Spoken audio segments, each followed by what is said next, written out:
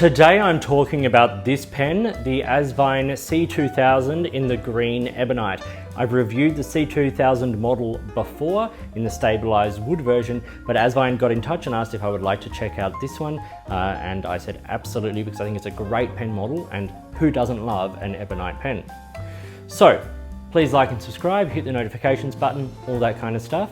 Please consider becoming a member of the channel, where for a small monthly fee, you'll get priority comments, you'll get members only content, early access to my standard videos, and members only Q&A once we've got a little bit of a community happening here. I am going to start revising some of the tiers and things like that and make it a bit more inclusive, but that'll all come in time. In the meantime, let's look at this really fun pen from one of my favorite Chinese pen brands, Asvine.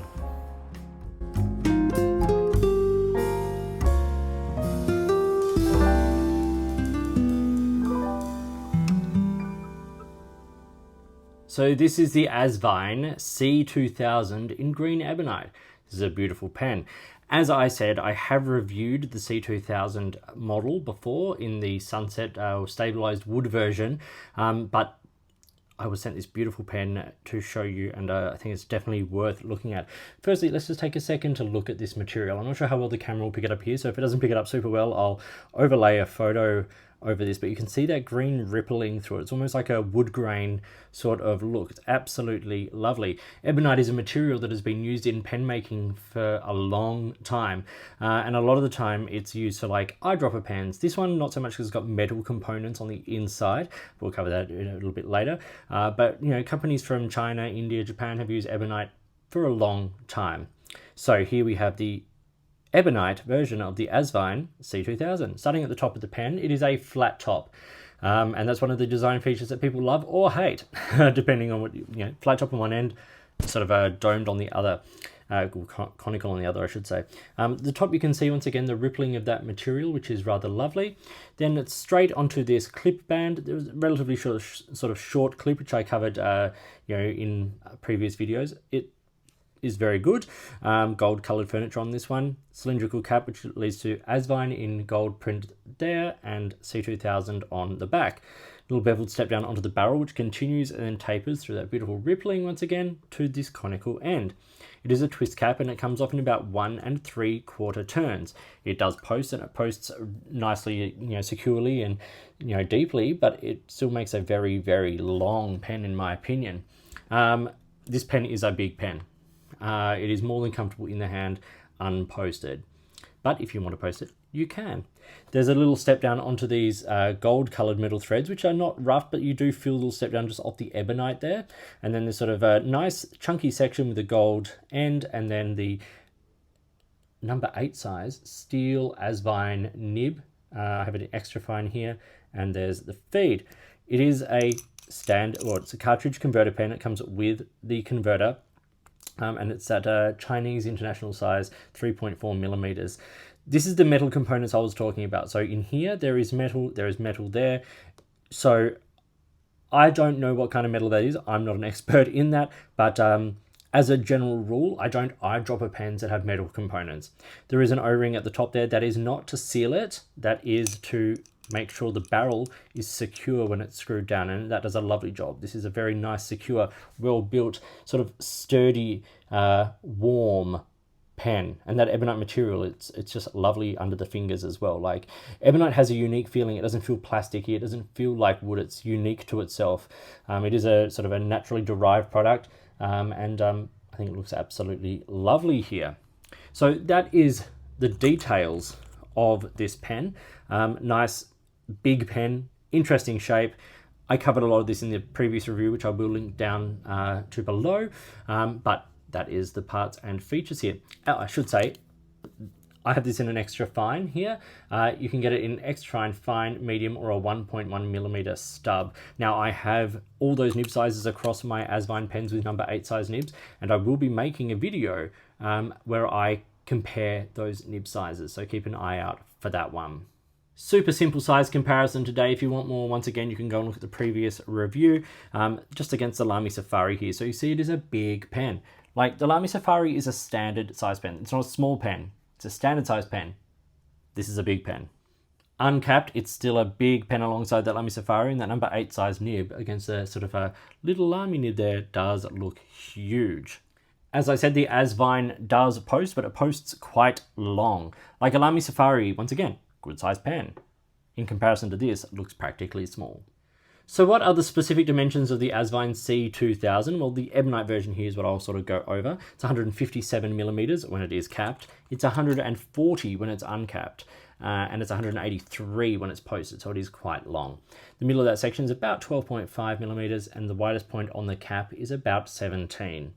The pen weighs 39 grams, 27 in the body and 12 in the cap. So while the balance remains okay when you post it, it is just a little bit long, but it's a nice weight pen. It's got a sturdy weight. It feels good in your hand because of that little few extra grams.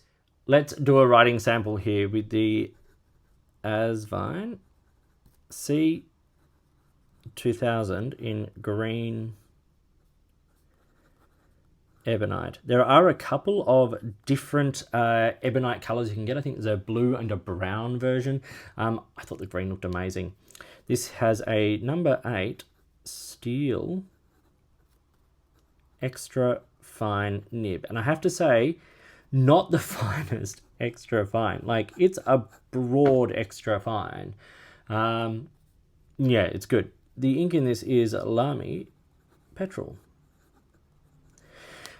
For my members' content, I made a unboxing or first impressions of this pen where I sort of inked it up with this ink.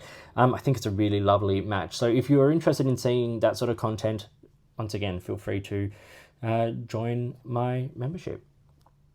Let's do some writing.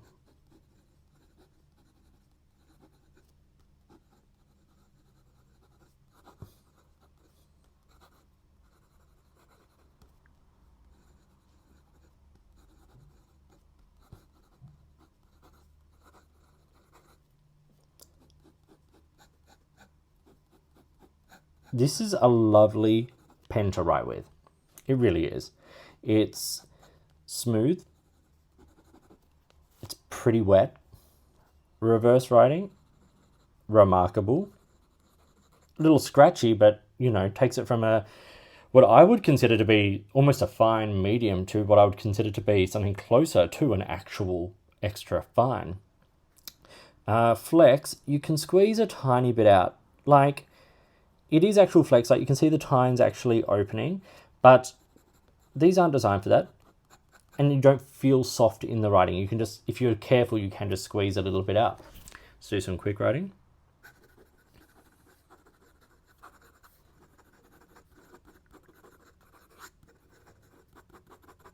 There's no issues here whatsoever. This pen keeps up. It deals well with, like, attack. You know, it writes really, really well. I honestly,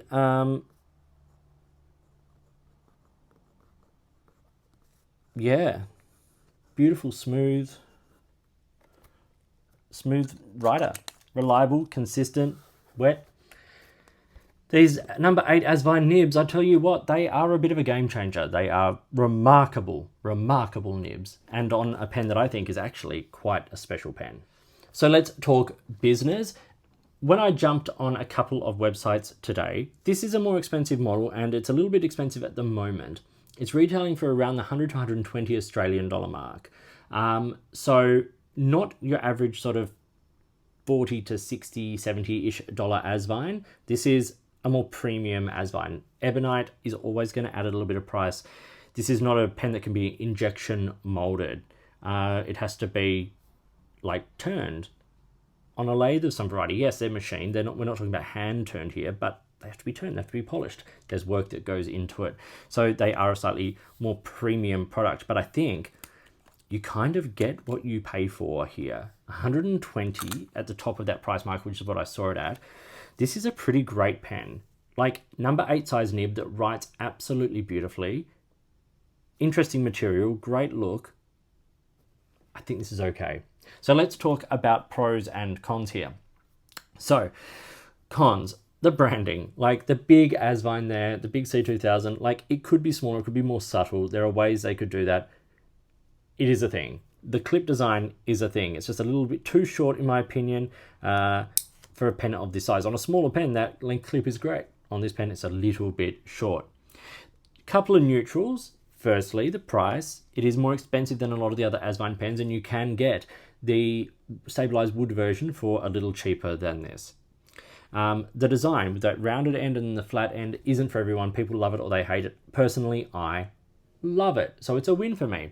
The other thing that people love or hate is a number 8 size nib, and if people love it, they absolutely love it. For me, it's not my favorite nib size. I do generally prefer a number 6 size nib, just for how I hold the pen and how I write.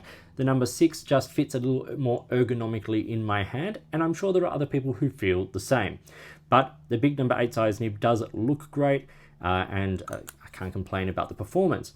So let's talk about pros. Let's start with that nib. It is smooth, it's wet, it has amazing flow and consistency. No hard starts, no ink starvation, nothing like that. Just a really solid performer. They made some changes to the C2000 model to stop it from drying out, and I've had no issues with this. I've left this pen for well over a week without writing with it, and the first time I put the nib to the page, the ink flowed beautifully. So there's a lot to be said for that.